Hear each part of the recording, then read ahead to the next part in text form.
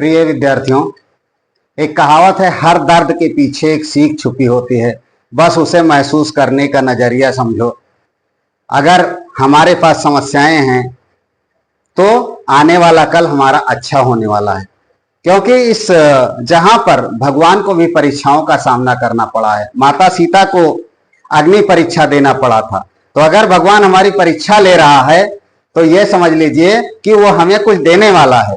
जब वो हमें कुछ देने वाला है तभी वो हमारी हर तरह से परीक्षा ले रहा है। अगर परीक्षा ले रहा है तो जाहिर सी बात है आने वाला कल अच्छा है। इसलिए आप लोग मेहनत करते रहिए, अपनी मेहनत में किसी प्रकार की कोई कोताही ना छोड़िए। अगर आप मेहनत कर रहे हैं तो निश्चित तौर पर आज नहीं तो कल आपको सफलता मिलेगी। तो अभी हम आपको एक कहानी बताते हैं कि एक पिता जो बहुत ही गरीब थे, उन्होंने अपनी बेटी से वादा किया कि जब आप अपने हाई स्कूल की परीक्षा में टॉप करेंगी तो मैं आपको शहर के नामी जो होटल है उसमें आपको नाश्ता कराऊंगा।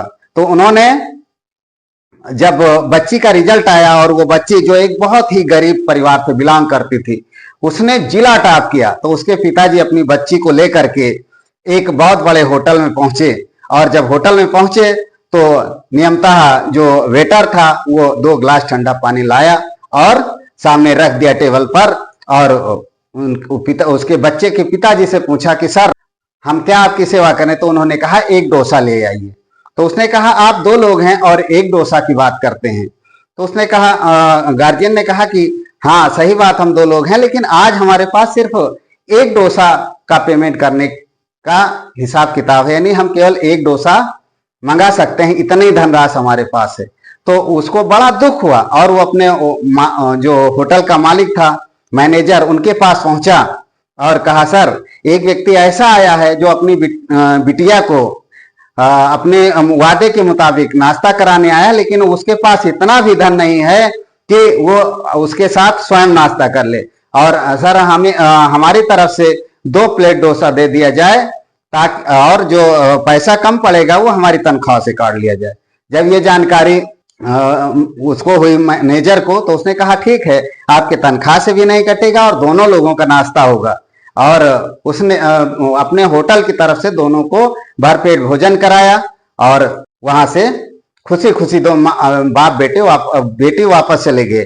बेटी पढ़ती गई, मेहनत करती गई और एक दिन ऐसा आया कि वही लड़की जिसके पिताजी के पास 2 डोसा खरीदने के लिए धनराशि नहीं थी, वो आईएएस की परीक्षा पास करके उसी कस्बे, उसी जिले की डीएम बनी जहां पर वो होटल था। और वो उस होटल में पहुंची तो पता चला कि डीएम साहब आए हैं, उनका पूरे सत्कार के साथ स्वागत किया गया हर जिस विधि विधान के तहत। तो वो डीएम मैडम ने होटल मैनेजमेंट से कहा कि आज जितने लोग भी यहाँ पर बैठे हैं उन सब का नाश्ता हमारी तरफ से होगा। तो यह है गरीबी कभी सफलता में आड़े नहीं आती है, क्योंकि अभाव में ही सफलता निश्चित तौर पर मिलती है।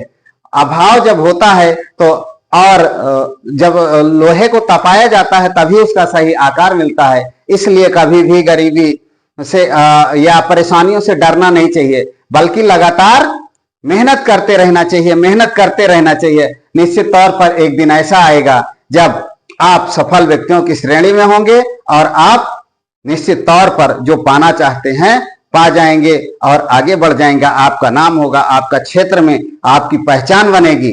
और जब गरीबी के बाद आपकी पहचान बनेगी, गरीबी को झेलते हुए आगे बढ़ेंगे, और तब जब सफलता मिलेगी तो उस सफलता का महत्व बहुत ही अच्छा होगा।